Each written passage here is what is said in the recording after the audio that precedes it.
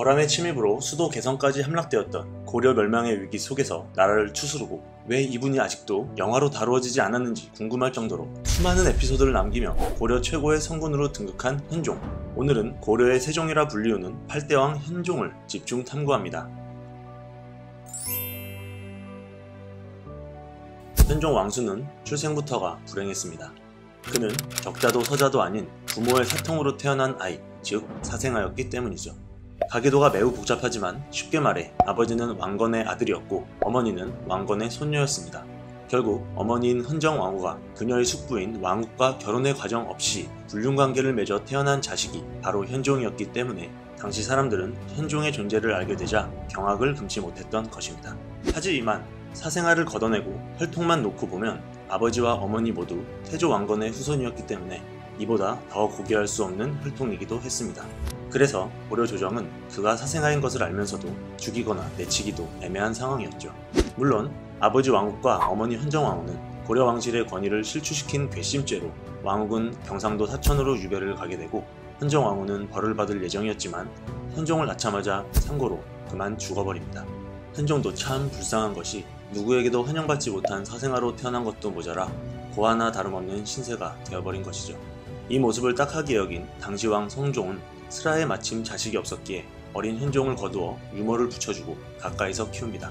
그런데 당시 유모가 머리가 비상했는지 유아였던 현종에게 아버지라는 말을 반복적으로 가르치게 되고 어느 날 성종의 무릎 위에 앉은 2살 현종은 마침내 아버지 아버지 하며 매달리게 됩니다. 이 모습을 본 성종은 어린 현종이 너무도 불쌍해 눈물을 펑펑 쏟으며 어린 것이 얼마나 아버지가 그립겠느냐, 네 아버지가 있는 사천으로 가서 살거라 라며 현종을 사천으로 보내주고 왕욱 현종 부자가 극적으로 성봉을 하게 해줍니다. 하지만 아버지와 잘 살 것 같던 현종은 겨우 3년 만에 아버지를 여의고 다시 개경으로 돌아오게 됩니다. 성종은 또다시 그를 불쌍히 여기며 어린 현종을 맞이하지만 같은 해 성종마저 세상을 떠나고 자식이 없었던 6대왕 성종의 뒤를 이어 5대왕 경종과 천추태후 사이의 아들인 목종이 고려의 7대왕으로 즉위합니다. 이 목종도 당시의 상식에서 평범하지는 않았던 것이 우리 역사에 기록된 첫 번째 동성애자 임금이었고 유행간이라는 남자 등 예쁜 남자들을 매우 아껴서 그들과 함께 지냈다고 합니다. 그렇기에 슬하에 자식도 없었죠. 아무튼 보호자인 성종이 승하한 후부터 어린 현종은 더욱 심한 고난을 겪게 되는데요. 그 이유인 즉슨 어머니의 누이인 천추태후도 김치향이라는 각자 승려와 사통을 하여 또 다른 아이를 낳았고 자신의 아들인 목종보다도 김치향과 낳은 아이를 더 아꼈기 때문에 다음 왕위 계승을 김치향의 아이로 하고자 했기 때문입니다. 기가 막히고 코가 막히는 일이죠.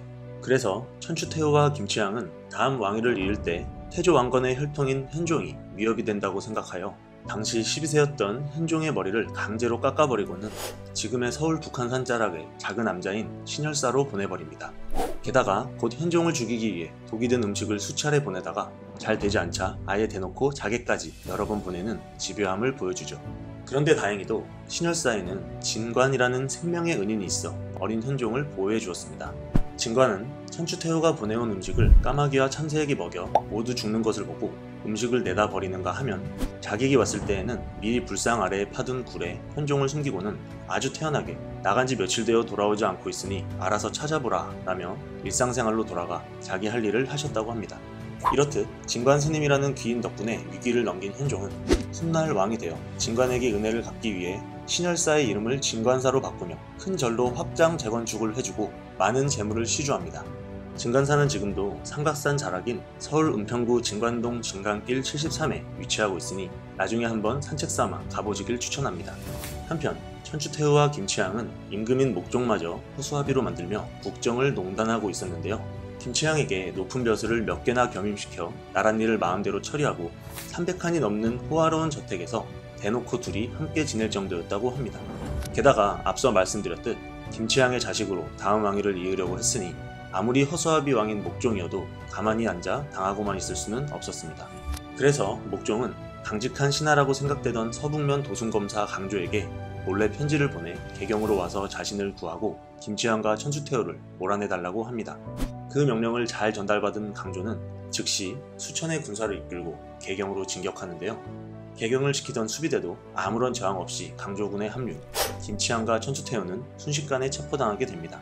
그런데 강조에게 갑자기 피하식별 장애가 찾아옵니다.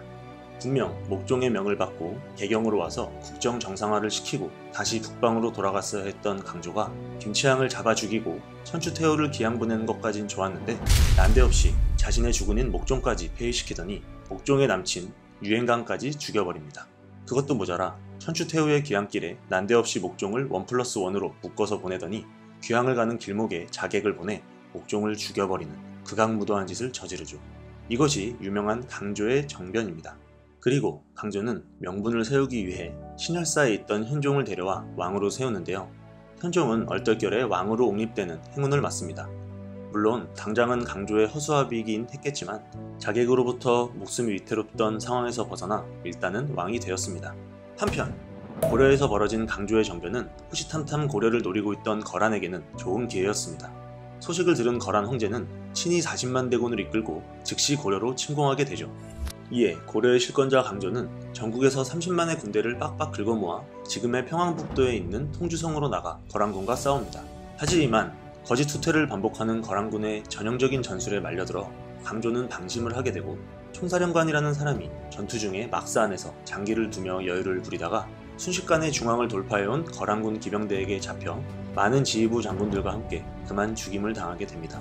이 싸움에서 고려군은 야전군 대부분을 잃었고 거란군을 차단할 수 없게 되어 이후 거란군은 개경까지 하이패스로 밀고 들어오게 됩니다. 당시 개경에는 성벽이나 방어시설이 없었기 때문에 현종은 어쩔 수 없이 전라도 방향으로 피난을 떠나게 되는데요. 이 피난 과정이 또 한편의 드라마입니다. 이어지는 이야기는 2편에서 들려드리도록 하겠습니다. 영상이 재밌으셨다면 구독과 좋아요를 꾹 눌러주세요. 감사합니다.